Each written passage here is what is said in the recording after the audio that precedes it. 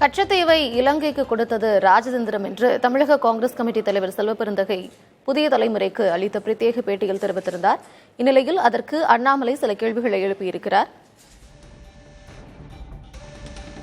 பல ஆயிரம் மீனவர்கள் இலங்கையால் கைது செய்யப்பட்டதுதான் கச்சத்தீவை தாரை வார்த்ததற்கான ராஜதந்திரமா என்றும் அவர் கேள்வி எழுப்பியிருக்கிறார். பல நூறு இந்திய மீனவர்கள் நடுக்கடலில் சுட்டுக் கொல்லப்பட்டதும் உங்கள் ராஜதந்திரமா என்று பாஜக மாநில தலைவர் அண்ணாமலை கேள்வி எழுப்பியிருக்கிறார். அண்மைச் செய்தியை பார்த்து வருகிறோம். மீன்பிடி படகுகள் கைப்பற்றப்பட்டதால் மீனவர்கள் வாழ்வாதாரம் இழந்தார்களே, அதுவும் உங்கள் ராஜதந்திரமா என்றும் அவர் கேள்வி எழுப்பியிருக்கிறார்.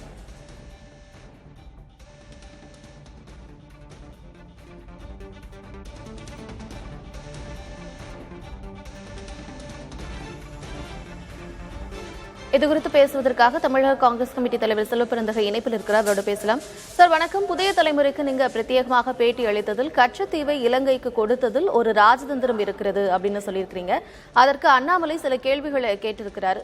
மீனவர்களுடைய வாழ்வாதாரத்தை அழித்ததுதான் இந்த ராஜதந்திரமா அப்படின்னு கேள்வி கேட்டிருக்கிறாரு. என்ன பதில் சொல்றீங்க? ஏங்க, அவருக்கு அண்ணாமலைக்கு இந்தியாவுடைய பூலோகமும் தெரியாது, அரசியலும் தெரியாது. ஏதோ ஒரு காவல்துறை அதிகாரி ஆயிட்டு ராஜினாமா பண்ணிட்டு அங்க சிருங்கேரி மடத்துல இருக்கிறவங்க எல்லாம் பிடிச்சி இங்க தலைவராயிட்டு இந்திரா காந்தியை பத்தி பேசுறதுக்கு அவருக்கு என்ன தகுதி இருக்கு? நான் ஏற்கனவே அவருக்கு பகிரங்க எச்சரிக்கையை கொடுத்தேன். இந்திரா காந்தியை பேசுவதற்கு உங்களுக்கு எந்தவித தார்மீக தகுதியும் உங்களுக்கும் இல்லை, உங்க கட்சியை சார்ந்தவங்களுக்கும் இல்லைன்ட்டு தொடர்ந்து எதுக்கு இந்திரா காந்தியை பத்தி பேசிட்டு இருக்காரு? நான் கேட்கிறேன், இவர் கட்சி தலைவரா நம்புறாரா இல்லையா?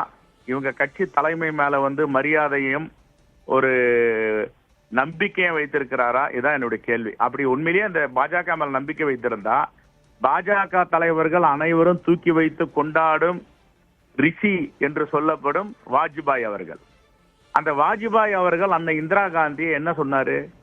இந்தியாவின் துர்கா தேவி அப்படின்னு சொன்னார். அந்த அம்மாவுடைய நடவடிக்கைகள், அந்த அம்மாவுடைய அரசியல் நான் துர்கா தேவியா பார்க்க சொன்னாரா இல்லையா? அப்படி இவருடைய தலைவர், இவருடைய ராஜ ரிஷி எல்லாமே அவர் தான் பாஜகவுக்கு முதல் பிரதமர் பிஜேபிக்கு என்று அவர் எடுத்துக்கொண்டிருந்தால் எப்படி இந்திரா காந்தியை பத்தி தரைக்குறைவா பேச முடியும், குறை சொல்ல முடியும்? அப்போ கச்சத்தீவெல்லாம் தாரை வார்த்து கொடுத்தது வாஜ்பாய்க்கு தெரியாதா? அது என்ன தாரையை வார்த்து கொடுப்பது?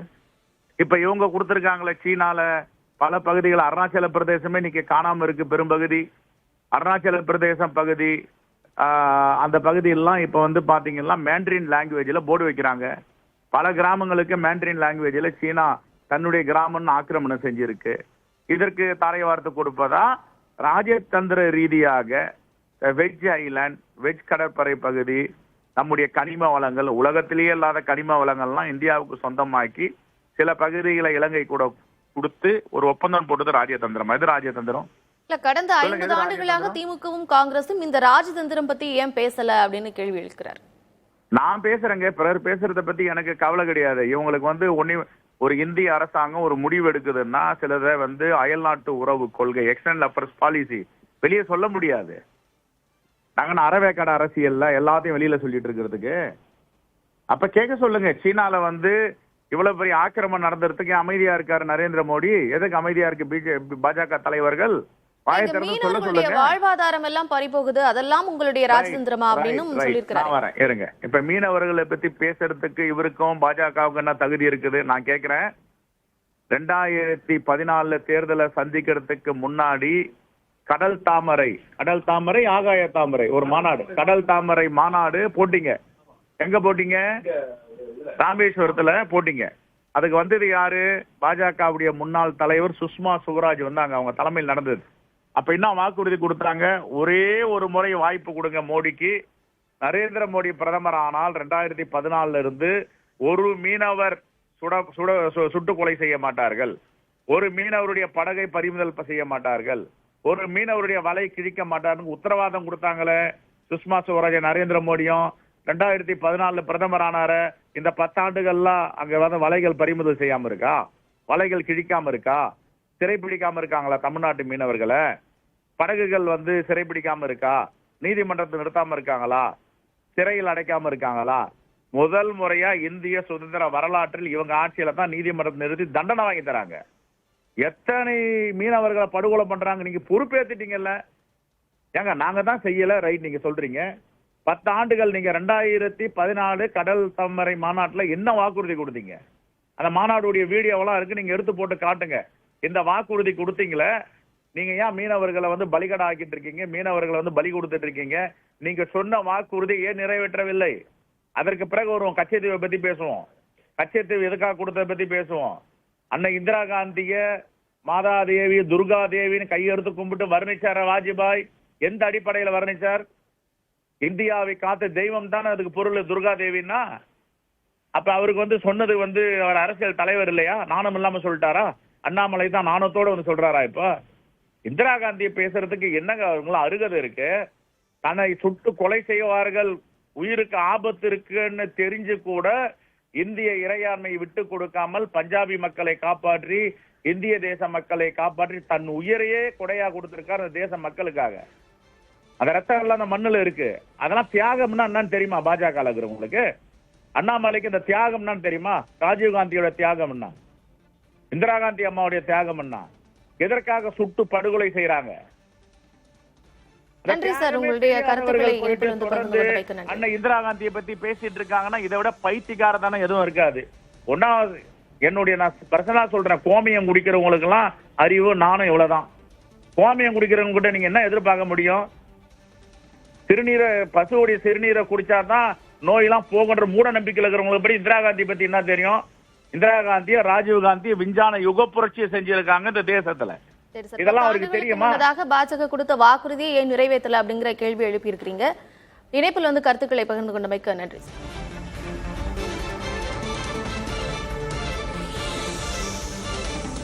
பாஜக மாநில தலைவர் அண்ணாமலையின் கேள்விக்கு 10 ஆண்டுகளில் பாஜக அரசு என்ன செய்தது என்று தமிழக காங்கிரஸ் கமிட்டி தலைவர் செல்வ பெருந்தகை பதில் கேள்வி எழுப்பியிருக்கிறார். இது குறித்து பேசுவதற்காக பத்திரிகையாளர் ஐயநாதன் நம்மிடையே இணைப்பில் இருக்கிறார், அவரோடு பேசலாம். சார் வணக்கம். கச்சத்தீவை இலங்கைக்கு கொடுத்தது ராஜதந்திரம் அப்படின்னு செல்வ பெருந்தகை பேசியிருக்கிறாரு. அதுக்கு கேள்வி எழுப்பியிருக்கிறார் அண்ணாமலை. இதுதான் மீனவர்களுடைய வாழ்வாதாரத்தை அளிக்கிறது தான் உங்களுடைய ராஜதந்திரமா? 50 ஆண்டுகளாக திமுகவும் காங்கிரசும் ஏன் இதனை பத்தி பேசல அப்படின்னு கேள்வி எழுப்பியிருக்கிறாரு. கடந்த 10 ஆண்டுகளாக பாஜக அரசு அதற்கு என்ன செய்தது அப்படிங்கறது பதில் கேள்வியா மறுபடியும் செல்வ பெருந்தகை அவர்கள் எழுப்பியிருக்கிறார். எப்படி பாக்குறீங்க? ஆமா, அப்ப இந்த 2 கட்சிகளுமே ஆட்சியில் இருந்த போது நமது மீனவர்களினுடைய அடிப்படை வாழ்வாதாரம், அவருடைய பாரம்பரிய மீன்பிடி உரிமை, இவை இரண்டையும் காப்பாற்ற வேண்டும், நிலைநிறுத்த வேண்டும் என்று அக்கறையோடு ஒருபோதும் செயல்படவில்லை என்பதுதான் உண்மை.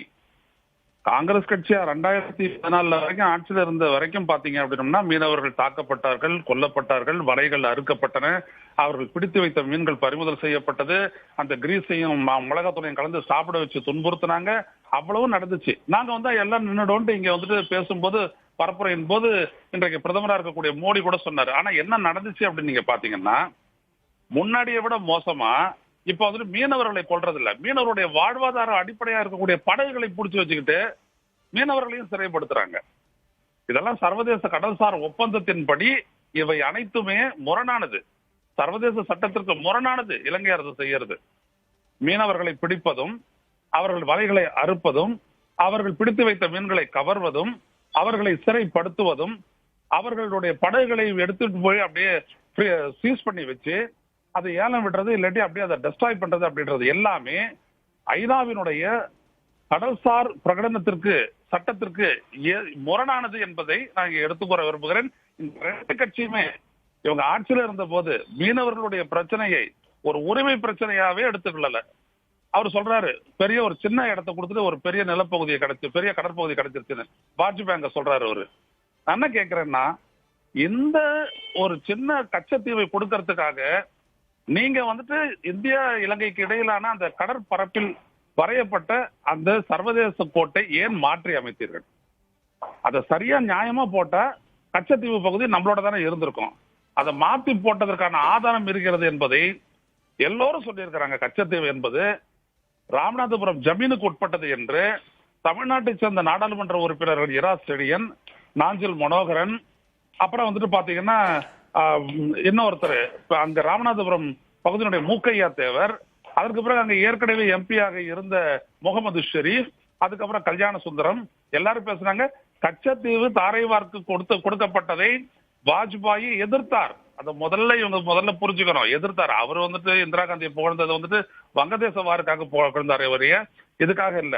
அப்போ நம்மளோட சேர்ந்து வாஜ்பாயும் எதிர்த்தார். இது உண்மை. நான் என்ன கேட்கிறேன்னா, நம்முடைய மீனவர்களை தாக்க வேண்டிய ஒரு அந்த அராஜகம் எங்கிருந்து அந்த துணிவு வந்துட்டு இலங்கை அரசுக்கு வருகிறது? சின்ன நாட்டுக்கு வரல செல்வ பெருந்தகை. அந்த சின்ன தீவு நாட்டுக்கு எப்படி இந்த துணிச்சல் வருது? ஏன் இவ்வளவு காலமா வேடிக்கை பார்த்துட்டு இருக்கீங்க? 800க்கும் மேற்பட்ட மீனவர்கள் கொல்லப்பட்டிருக்கிறார்கள். எவ்வளவு படகுகள் பிடிக்கப்பட்டிருக்கின்றன. இவ்வளவு தொடர்ந்து நடந்துகிட்டே வருது. ஆனா 2 கட்சிகளும் வந்துட்டு பரஸ்பரம் குற்றம் சாட்டுறாங்க ஒழிய மற்றபடி இவர்கள் மீனவருடைய உரிமைகளுக்காக ஒருபோதும் ஒரு சின்ன ஒரு துரும்பை கூட கிள்ளி போட்டதில்லை என்பதுதான் வரலாறு. இரு கட்சிகளும் பரஸ்பரம் குற்றம் சாட்டிக் கொள்கிறார்கள். மீனவர்களுடைய வாழ்வாதாரத்தை அவர்கள் கவனிக்கவில்லை அப்படிங்கிற கருத்தை சொல்லியிருக்கிறீங்க. இணைப்பில் இருந்து கருத்துக்களை பகிர்ந்து கொண்டமைக்கு நன்றி சார். தொடர்ந்து இது குறித்து பேசுவதற்காக பாஜகவை சேர்ந்த SR சேகர் நம்மிடையே இணைப்பில் இருக்கிறார். அவரோட பேசலாம். சார் வணக்கம்.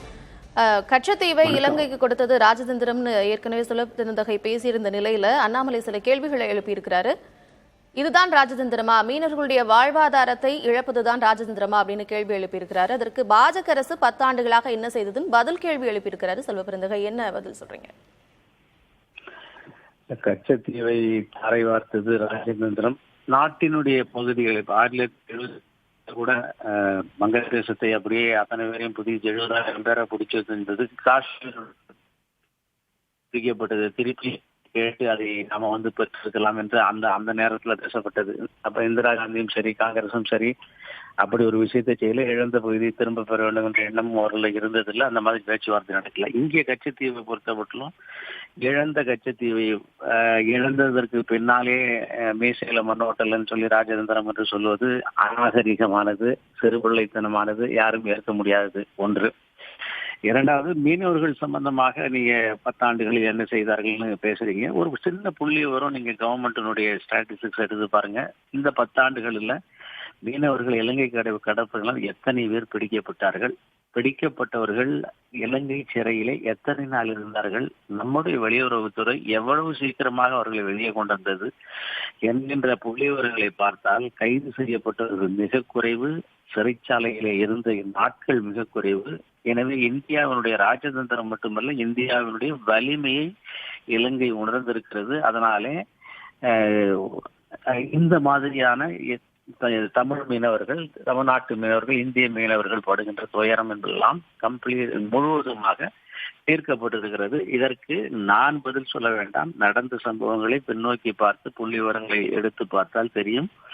அதனால செல்வ பெருந்தகையினுடைய பேச்சு சிறுபிள்ளைத்தனமானது என்பதை தவிர வேறொன்றும் இல்லை. அவர் ராஜதந்திரம் அப்படிங்கிற பதத்தை பயன்படுத்தி இருக்கிறாரு. அதற்கு பாஜக அரசு என்ன செய்ததுன்ற கேள்வியும் எழுப்பியிருக்கிறார். அதுக்கு பதில் சொல்லியிருக்கிறீங்க. விவரங்களை வழங்கிமைக்கு நன்றி.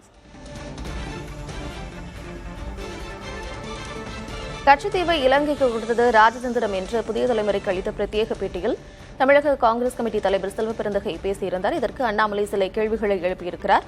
மீனவர்களுடைய வாழ்வாதாரத்தை அழிப்பதுதான் ராஜதந்திரமா? திமுகவும் காங்கிரசும் கடந்த 50 ஆண்டுகளில் இந்த ராஜதந்திரத்தை பற்றி பேசாதது ஏன் என்று கேள்வி எழுப்பியிருந்தார். அதற்கு செல்வ பெருந்தகை அவர்களும் பதில் கேள்வி எழுப்பியிருக்கிறார்.